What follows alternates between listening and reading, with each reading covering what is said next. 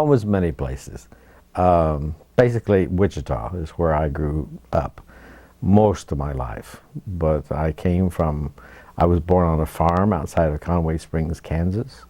My father was a teacher, and so we moved about every 2 years as he advanced in his career.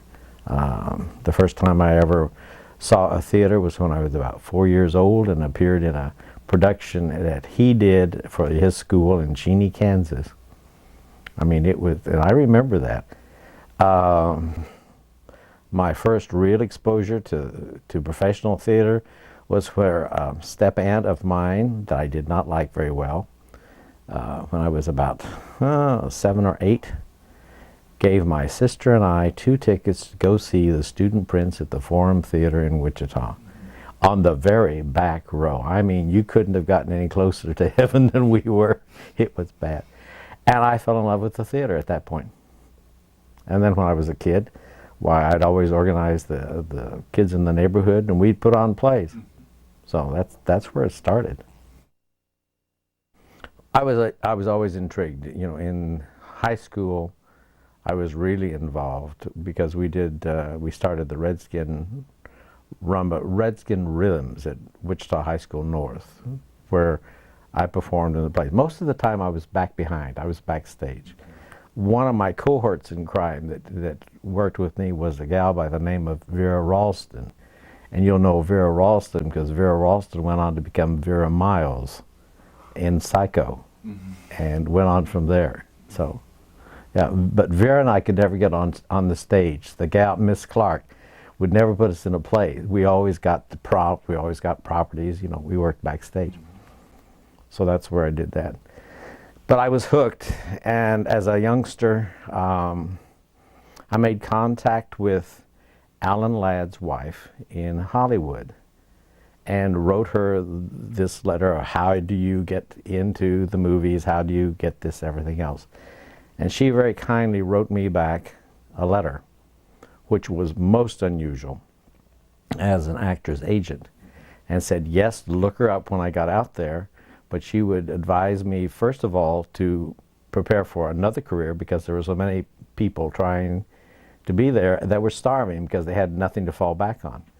So at that point, I started preparing to teach because I thought, well, I'm used to this. My father was a teacher and I swore I'd never be one, but you know, it's a world I knew. So I started doing a degree as a teacher also. So I had a multiple degree. Acted in plays at Wichita University at that time. And then started going professional after that. Oh, we found out about this, both of us found out about this later. He came to Coffeyville, the college, in 1971. I think it was about 10 years after that we found out. I was going through old programs and things that I had at home, and I found this program of an opera at Wichita State University where I was playing in the orchestra and Ken Burchinal was on stage. We did not know each other, and we found out that he was that Indian on stage with a brief little loincloth that the orchestra people were making fun of. And so we got quite a kick out of that later when we found out about that. Jim and I passed paths at Wichita State.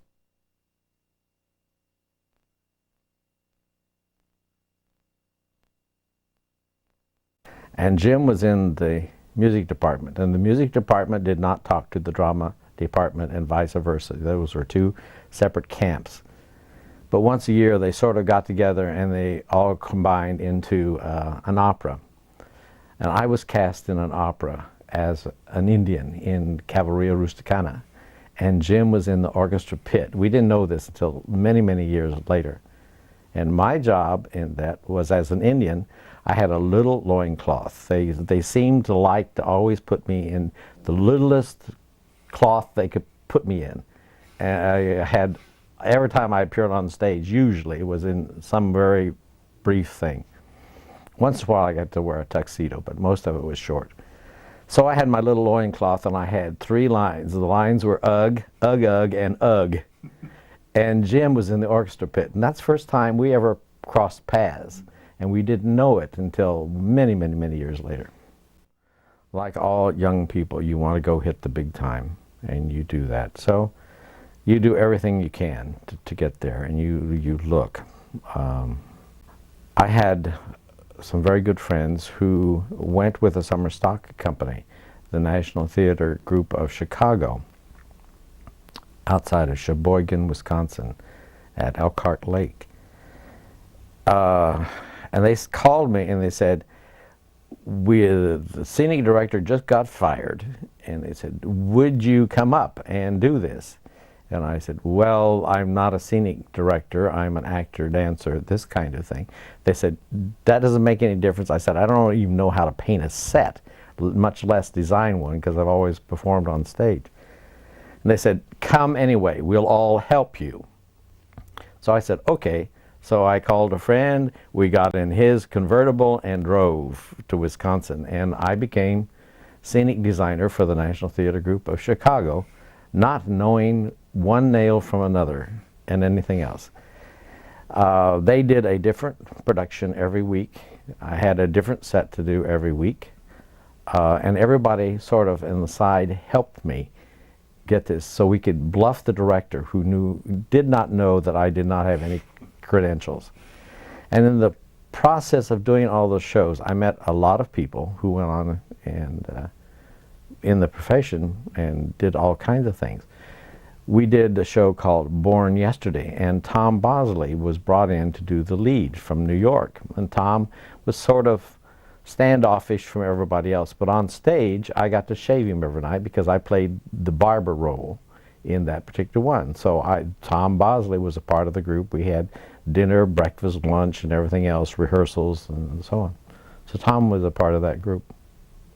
Sue Carroll Ladd, Alan Ladd's wife, had told me that to prepare her another career. So in order to teach, once you had your degree, you needed some experience, because if you didn't have the experience, you didn't get jobs elsewhere.